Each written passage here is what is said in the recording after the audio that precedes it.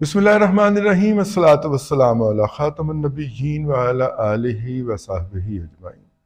अस्सलामु अलैकुम व रहमतुल्लाहि व बरकातुहू। कल एक प्रोग्राम में सलीम साफ़ी साहब का प्रोग्राम था और उस प्रोग्राम के अंदर उमर चीमा साहब भी शरीक थे।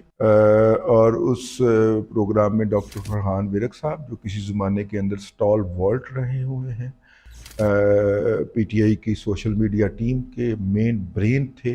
बुनियादी तौर पे वो इनसे एसोसिएट थे जहांगीर तरीन साहब से, और जहांगीर तरीन साहब जब अलग हुए पीटीआई से या निकाल दिए गए वहाँ से, तो उसके बाद डॉक्टर फरहान विरक साहब भी वहाँ से साइड में होके गोशाए गुमनामी में चले गए।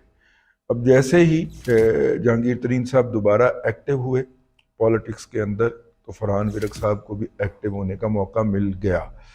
मेरा उनके साथ एक एहतराम का रिश्ता है।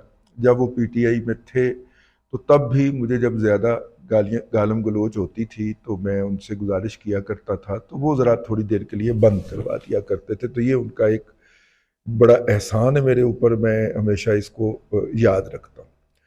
फरहान विरक साहब ने एक बात कही कि जाली खबर फैलाने का एक बाकायदा मैकेनिज्म होता है, और सबसे पहले ये किसी गुमनाम या फेक सोर्स क्रिएट किया जाता है, और उस फेक या जाली सोर्स के ऊपर वो खबर फोड़ी जाती है।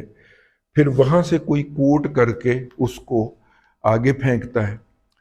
अच्छा, फिर जो बड़े बड़े होते हैं ना, इनके गुमनाम चैनल, जिसकी फॉलोइंग जो है, इनके गुमनाम चैनल की भी फॉलोइंग लाखों में होती है ना, वो इसको शेयर करते हैं। और शेयर करने के बाद फिर इनके जो मेन स्ट्रीम के इन्फ्लुएंसर होते हैं, जिनकी 8-8 10-10 लाख फॉलोइंग होती है, जैसे इमरान रियाज साहब हो गए या जैसे और दूसरे साहब हो गए, इनसे उसको एंडोर्स करवाया जाता है, बल्कि ये यही कहते हैं कि क्या ये खबर दुरुस्त है, तो इस तरह इनके हैंडल से फैल जाती है और लोगों तक पहुंच जाती है। फिर वहां से फिर मेन स्ट्रीम मीडिया की अंदर बैठे हुए इनके जो एजेंट हैं, चंपू हैं, चमाट हैं, उनकी ड्यूटी लगती है कि वो उसको उठाएं और उसको जेरे बहस ले आए। ये क्या कि जी ये सोशल मीडिया पे खबर घूम रही, और जब तहकीक करने वाले या इसके ऊपर तफ्तीश करने वाले इस खबर का पीछा करते हुए इसके ओरिजिनल सोर्स तक पहुंचे, तो आपको पता चले कि वो ओरिजिनल सोर्स एग्जिस्ट ही नहीं करता। मुझे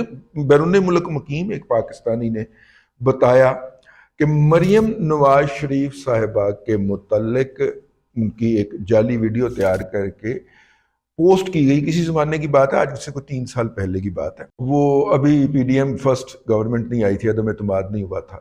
वो मोहतरम वकास अमजद ने पेश की थी। तो मोहतरम वकास अमजद आपका आजकल आपको नजर नहीं आएगा। वो इस तरह का एक करैक्टर है। हो सकता है वो कोई नया अकाउंट बिल्डअप कर रहा हो, क्योंकि वो अपने ओरिजिनल अकाउंट से गायब है। पिछले दिनों उसने शोर मचाया कि जी मुझे एजेंसियों वाले उठा के ले जा रहे हैं और मुझे धमकियां दी गई हैं। उसके बाद से वो पूरी तरह बिल्कुल इस अकाउंट से डीएक्टिव हो गया है। लेकिन वो कोई दूसरा अकाउंट जो है, मेरा मतलब है कि कोई भी खातून का अकाउंट जो होगा वो बन के वो चला रहा होगा, ठीक है।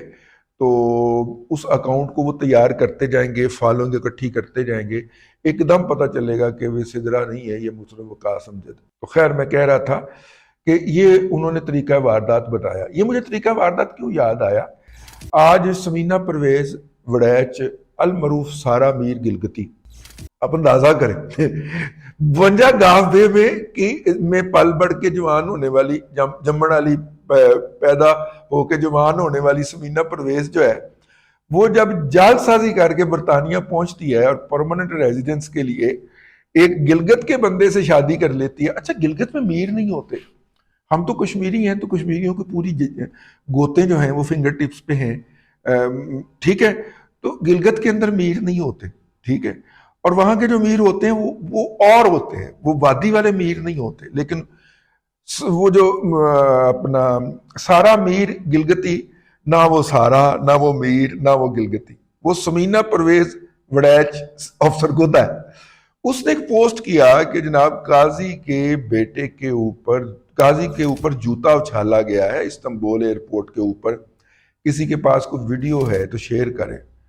मैंने कहा यार ये क्या है, اب اس کے بعد یوتھڑوں کے اکاؤنٹس کے اندر اور گروپس کے اندر اور جتنے بھی یوتھڑ مختلف گروپوں کے اندر ڈیوٹی پہ لگے ہوئے ہیں انہوں نے یہ والی پوسٹ ڈالنی شروع کر دی۔ اس کے بعد پھر ایک ویڈیو شیئر ہوتی ہے ان کی فرمائش کے اوپر، ایک صاحب جا رہے ہیں تو اس کے پیچھے بیک گراؤنڈ کے اوپر ان صاحب کو دکھاتے ہوئے وہ ایک آواز آ رہی ہے، سارا میر گلگتی المعروف سمینہ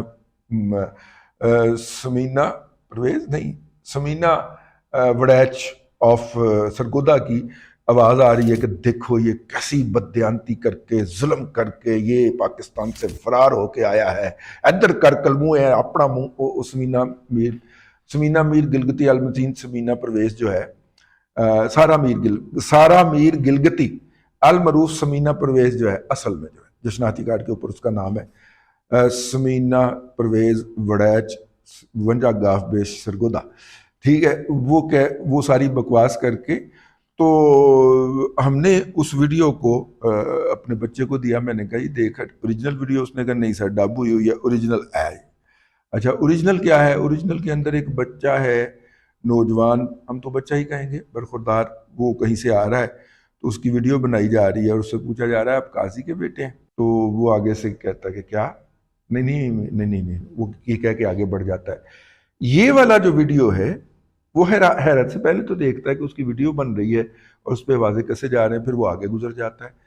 اچھا ہو سکتا ہے کہ وہ اندھیرے میں، چونکہ نیم اندھیرے کے اندر وہ ویڈیو ہے تو بندہ جو ہے وہ پاکستانی یا اردو زبان بھی نہ سمجھتا ہو، وہ گورا ہو، ٹھیک ہے، لیکن وہ آگے گزر جاتا ہے۔ اس کے اوپر سمینہ پرویز گلگتی جو ہے اس نے سمینہ پرویز وڑیچ، سارا میر گلگتی ہے، سمینہ پرویز وڑیچ جو ہے وہ اپنی بکواسیات ڈب کرتی ہے اور اس کو پوسٹ کرتی ہے۔ تو اس کا مطلب ہے کہ جعلی خبر کا آغاز ہوا چاہتا ہے، بلکہ ہو چکا ہے، بلکہ کیا جا چکا ہے، ٹھیک ہے۔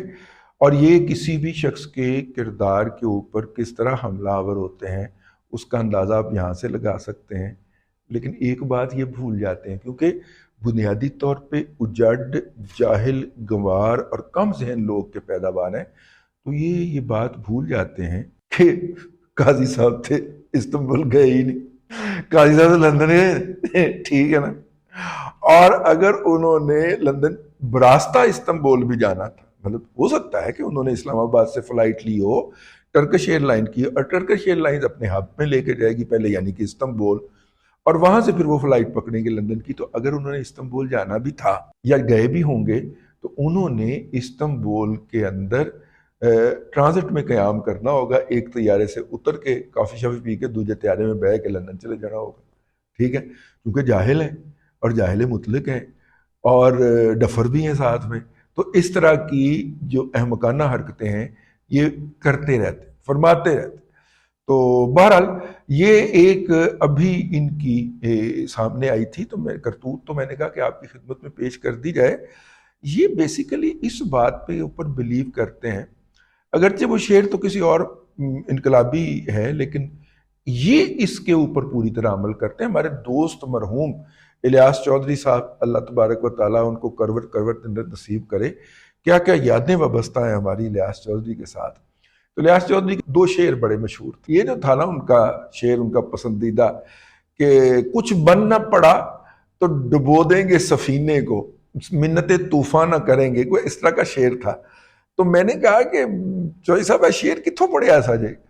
وہ چوہی صاحب لیا کے رہنے والے تھے نا، تو وہ کہتے یار وہ لیا سے جب بس چلتی ہے لاہور تک تو راستے میں اتنے ٹرکوں کو اوور ٹیک کرتی ہے کہ اس کے پیچھے کوئی نہ کوئی جو شعر ہوتا ہے وہ پڑھ لیتا ہوں۔ تو یہ مجھے لگتا ہے یہ عیسیٰ خیل سے بھی گزرتی ہوگی وہ بس، تو لگتا ہے کہ یہ یوتھڑوں کا جو ہے وہ زندگی کا نقطہ نظر ہے۔ عمران خان نہیں تو پاکستان نہیں، ہماری حکومت نہیں تو بم گرا دو، ٹھیک ہے نا۔ تو یہ ہے۔ تو قاضی فائز عیسیٰ صاحب جو ہیں ان کے 13 ماہ 7 دن کی چیف جسٹسی کا پہلا حتمی نتیجہ آ گیا ہے اور پاکستان کی عدلیہ کی رینکنگ 1 درجے بہتر ہو کر 130 سے 129 پہ آ گئی، یا 129 سے 128 پہ آ گئی۔ 140 کا ٹوٹل انڈیکس ہے، اس میں پہلے ہمارا نمبر 130 تھا۔ ابھی کچھ ہی دیر پہلے یہ جو ثاقب نصور آیا تھا اس سے پہلے ہمارا 116واں درجہ ہوتا تھا. تو ثاقب نصور کے دور کے اندر ہم کس تیزی سے زوال کا شکار ہوئے وہ آپ اندازہ کر لیجیے. اب تک کے لیے اتنا ہی. اگلے ولاگ کے اندر پھر حاضری ہوتی ہے. اللہ تبارک و تعالیٰ آپ کو آسانیاں عطا کرے اور آسانیاں خلق خدا میں تقسیم کرنے کی توفیق عطا کرے.